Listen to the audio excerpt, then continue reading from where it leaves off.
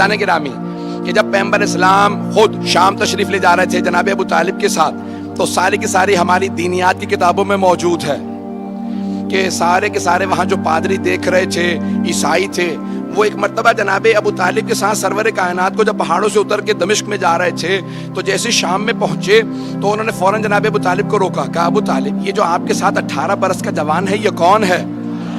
تو ان سب نے کہا یہ میرا بھتیجا، جناب ابو طالب نے ان سب سے کہا یہ میرا بھتیجا محمد مصطفیٰ ہے۔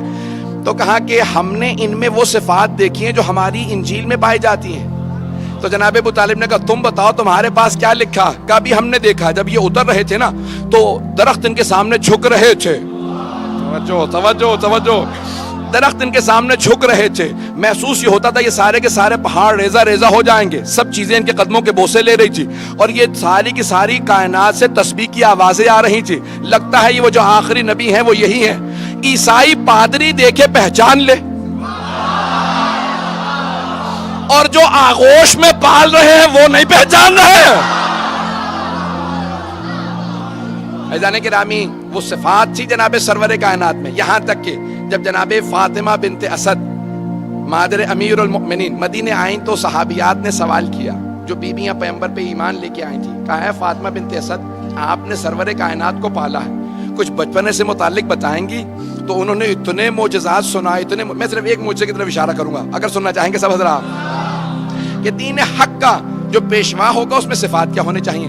تو کہا کہ رسول خدا کو بچپنے سے خرمے بہت پسند تھے، تو میں بہترین جو خرمے ہوتے تھے نا چن کے ان کے لیے رکھ دیتی تھی کہ جب گھر آئیں گے تو خرمے کھا لیں گے، کھجور کھا لیں گے۔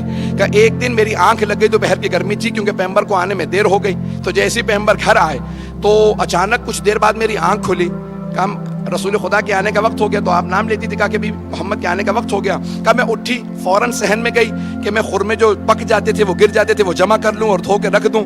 کہا جیسے میں اٹھی صحن میں گئی تو دیکھا کہ رسول خدا درخت کو اشارہ کر رہے ہیں کہ جھک جا، جیسے ہی وہ درخت جھکا تو آپ نے خرمے اتارے اور پھر کہا واپس چلا جا۔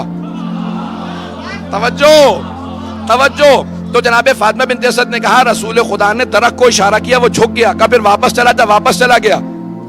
جب 10 برس 9 برس کے سن میں پیغمبر کو پتا کہ میرے اشارے پہ درخت جھک جائے گا، تو جب 40 برس کے ہوں گے تو پتا نہیں ہوگا میں اللہ کے رسول ہوں۔ پتہ نہیں بات پہنچ رہی ہے نہیں پہنچ رہی؟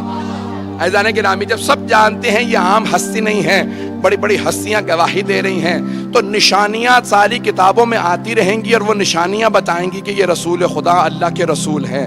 نشانیاں بہت سی ہیں، محمد باقر مجلسی نے حق الیقین میں، بحار الانوار میں، اور سید نعمت اللہ جزائری نے انوار النعمانیہ میں، اور بزرگوں نے مختلف کتابوں میں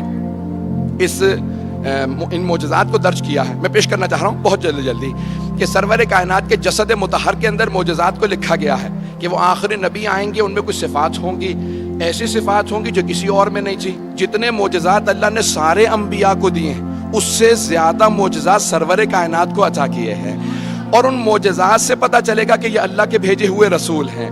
وہ معجزات بتائیں گے تو اب 24 معجزات جسد مطہر میں ہیں، رسول اسلام کے جسم مبارک میں ہیں، جسد مطہر میں ہیں، رسول اسلام کے جسد مطہر کے اندر 24 معجزات علماء نے درج کیے ہیں۔ سننا چاہیں گے تو میں پڑھوں گا۔ جسم مبارک میں علماء نے لکھا رسول اسلام کے 24 معجزات کا، جہاں سے بھی رسول خدا گزرتے تھے سر پہ ایک ابر رہتا تھا، ایک بادل رہتا تھا، کیونکہ خالق کو یہ برداشت نہیں تھا کہ ان کے سائے پہ کسی کے پاؤں آ جائے، ان کے سائے پہ بھی کسی کے پاؤں نہ آئے۔ اب اگر کبھی کسی نواسے کو کاندھوں پہ سوار کریں تو پھر ماننا پڑے گا خالق کی اجازت تھی۔ میں بہت تیز سے گزروں گا۔ تو پیغمبر اسلام نے پیغمبر اسلام سے متعلق 24 معجزات علماء نے درج کیے ہیں۔ پہلا، سر پہ ہمیشہ ابر رہتا تھا، ایک بادل رہتا تھا۔ دوسرا، قد آور سے قد آور آدمی جب پیغمبر کے سامنے آتا تو رسول اسلام سر سے لے کے گردن تک اونچے نظر آتے تھے۔ کوئی بھی بلند قامت سے بلند قامت آدمی پیغمبر کے سامنے آتا تو سر سے لے کے گردن تک چھوٹا نظر آتا تھا۔ پیغمبر بہت زیادہ لمبے نہیں تھے لیکن وہ آدمی پھر بھی چھوٹا نظر آتا تھا۔ صحابہ کہتے تھے یا رسول اللہ یہ کیا ماجرا ہے؟ کہا میرے خالق کو منظور نہیں کوئی مجھ سے اونچا نظر آئے۔ اتنے لوگ ہیں یا نہیں؟ یہ دوسرا معجزہ بھی میں نے صرف پیش کیا ہے۔ تیسرا معجزہ علماء نے لکھا ہے، کہا کہ آپ کا جو پسینہ تھا اس سے خاص خوشبو آتی تھی جو نہ کسی گلاب میں تھی، نہ کسی پھول میں تھی، نہ کسی عطر میں تھی.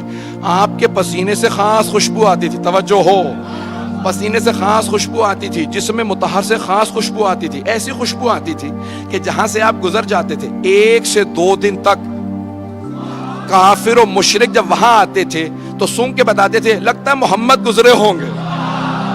تو دوسرا پوچھتا کیسے معلوم؟ کہ وہ جو خوشبو ان کے بدن سے آتی ہے نا وہ اس جگہ سے آ رہی ہے. اب سمجھ میں آیا یہ حدیث کساء میں جب دونوں شہزادے گھر میں آتے ہیں تو جناب سیدہ سے کیوں کہتے ہیں انی اشم عندک رائحۃ طیبۃ کأنہا رائحۃ جد رسول اللہ. مادر گرامی آپ کے پاس سے ایسی خوشبو آ رہی ہے جیسے نانا کے بدن سے آتی ہے.